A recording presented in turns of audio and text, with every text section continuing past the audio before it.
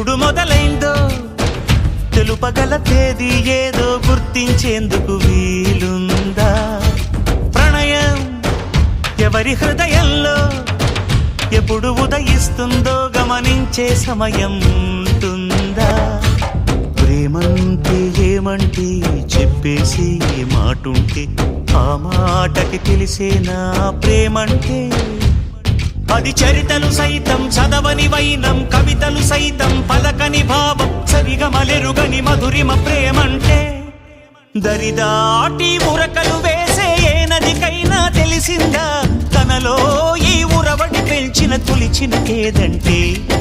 సిరిపై రై ఎగిరే వరకు చేనుకు మాత్రం తెలిసిందా తనలో కనిపించే కళలకు తొలి పిలిపేదంటే?